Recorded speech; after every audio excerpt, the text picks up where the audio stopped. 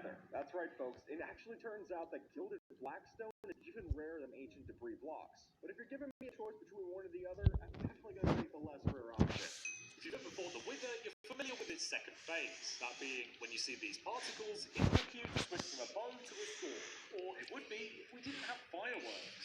By loading these into a crossbow, we can still damage the Wither with his armor, and that lets us finish the fight from a safe distance. Arguably the weirdest Easter egg in Minecraft happens when you mix ogres and blue sheep. With those conditions, the wizard will cast a spell and change the blue wool to red instead, which is odd, but it's apparently a reference to another Microsoft game, Age of Empires, where the priest can turn enemy units into friendly ones. And that'd be why you hear this sound as well. It's from the game.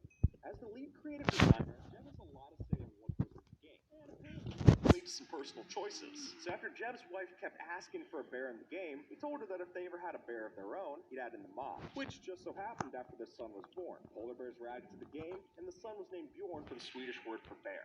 Minecraft is synonymous with customization, so obviously the fireworks fit with that motif. But with all the different ways to deck out your rockets, have you ever wondered how many options you have to choose from? 136 distinct fireworks to use. That's more than the number of atoms in the universe, which is just insane. Minecraft There are 2 to the 10,136 distinct fireworks to use. That's more than the number of atoms in the universe, which is just insane.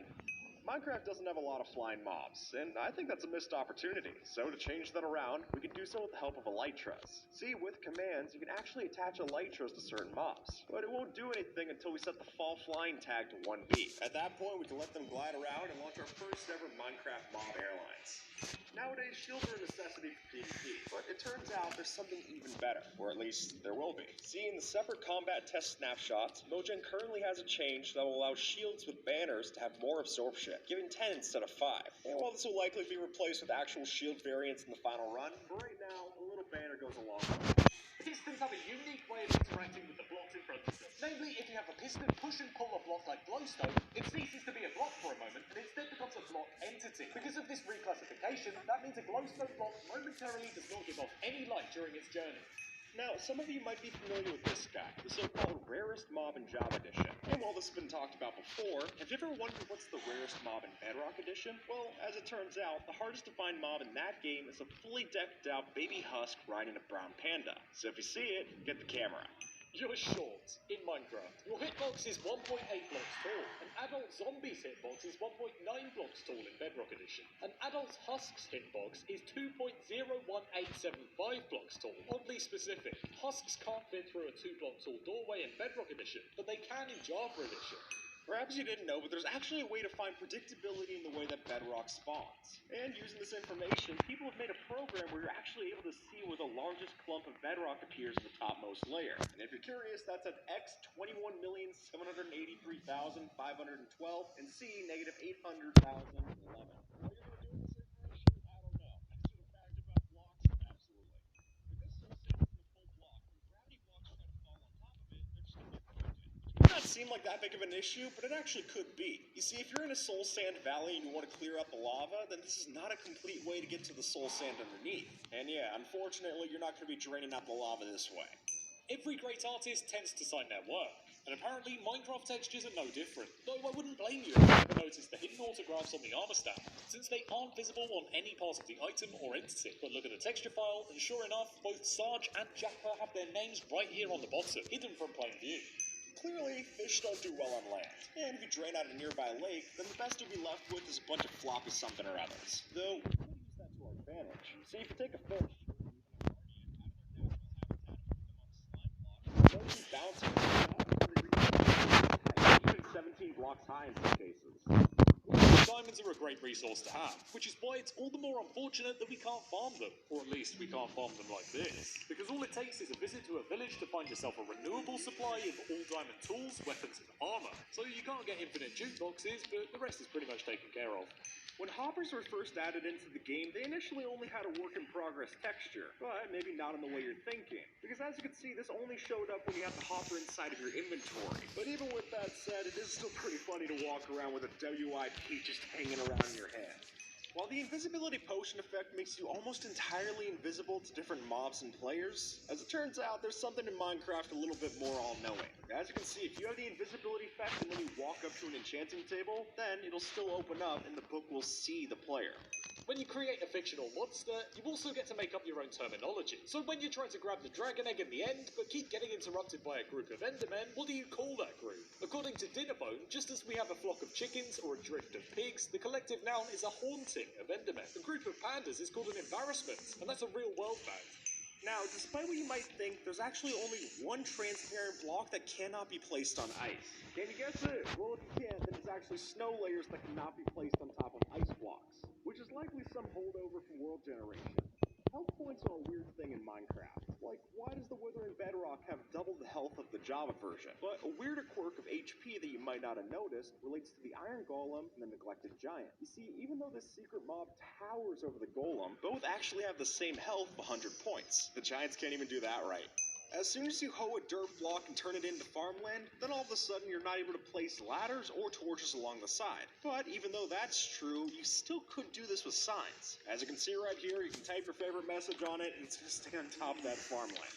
Bone meal is a surprisingly powerful tool, and as someone who doesn't like waiting, it's essential for me. But apparently it's more robust than even I thought. While we're all familiar with bone meal on the top of a grass block, it can also work from the sides and bottom. It wouldn't work if a plant was already on top, making this super substance even easier to use.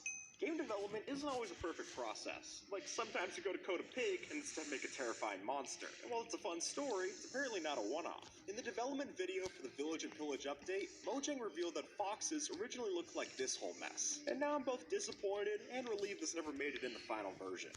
If you've ever worked with observers, you're probably aware that getting these blocks the right way round isn't always an easy task. Apparently, even Jeb had some confusion over this. The reason that observers have their current face texture is because Jeb kept forgetting which bit was the front, so this rejected texture was dug up as a solution. If you've talked to a cartographer, you've probably seen one of these things. That being the coveted Explorer map for finding mansions and monuments. Well, while these look like regular maps, it turns out they work fairly differently. See, these maps still fill out just the same. Render distance works in a couple of different ways in Minecraft. While most of us are familiar with the absolute render distance that refers to the blocks and structures in the distance, there's a separate entity render distance that exists. That's why shulker boxes disappear when you're too far away from them, because even though they're placed like a block, the game still classifies them as an entity.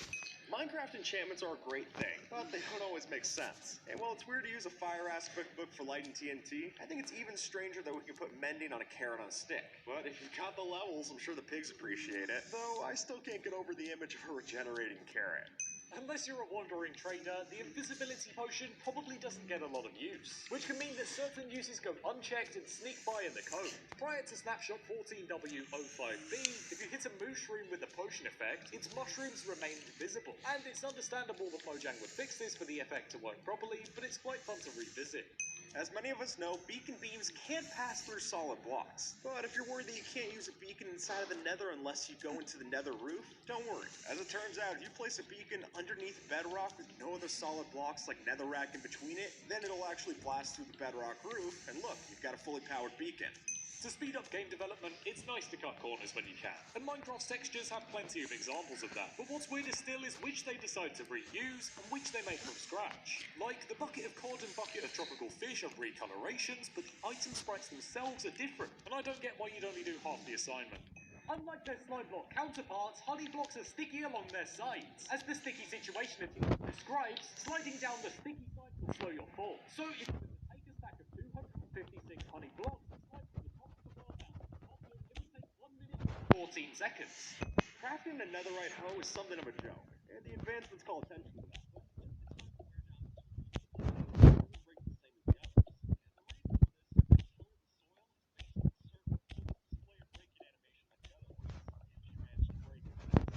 Spiders don't touch the ground, ever. We all know that they can climb walls, but it's physically impossible for them to touch the ground. Looking from the side in perfectly normal conditions, you'll notice that they actually float.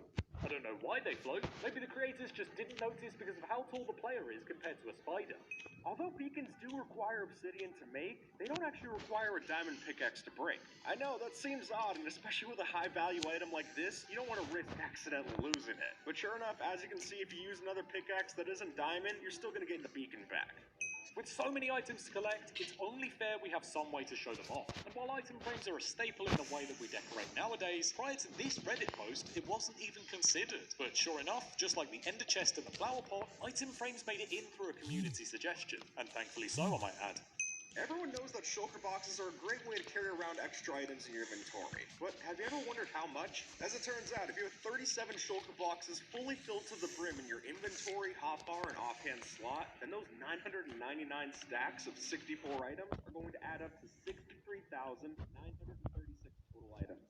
If you messed around with Minecraft modding, you know there are plenty of files to store, and hidden in those files are details. For instance, did you know that axes were originally referred to as hatchets in the game's code, but since Java 1.13, original files now reflect the current name. But since the axes are still one-handed, I can say that anyway.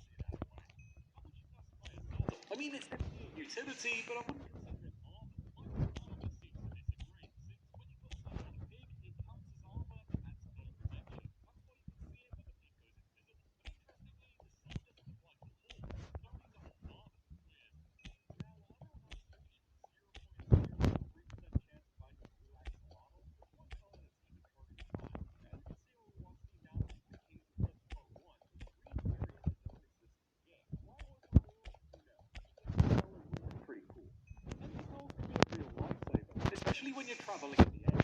Or they would be if I could get the angle right. But training that art isn't always easy, though it turns out that ender pearls and snowballs can be thrown at the same range, meaning we can figure out our trajectory before losing starts. And that extra prep makes all the difference. Melting items in a furnace can be a surprisingly good way to get experience, especially when partnered with cactus and bamboo plants can essentially automate the process. While those are good long term, if you're only going to smelt one item, the best one to put in the furnace is ancient debris, yielding 2 experience points for grabbing the netherite scrap. When you toggle a piston between on and off rapidly with a gravity-affected block such as sand on top of it, then eventually the piston will actually break the block. Which, there you go, can even be picked up as an item. Is it practical? Not exactly. You'll be better using a slab or something. Minecraft has plenty of resources to craft with, but have you ever wondered which item gets the most use? Well, turns out the iron ingot takes the top slot at 34 crafting recipes, with planks falling right behind at 33. And while I would have guessed that those were the other way around, it's still plenty of a reason to get yourself both an iron and a tree farm in the future. By this point, hoppers are an essential staple of Minecraft. Though if you've ever noticed an item traffic jam in your hopper pipeline, this might be why. A hopper can transfer 9,000 items per hour, or 150 items per minute. So if you have a really high efficiency farm, now at least you know why it got clogged up.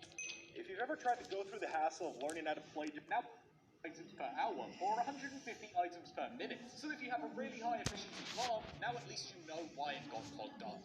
If you've ever tried to go through the hassle of learning how to play different note blocks, then you're well aware that if you place a note block on top of specific blocks, then it actually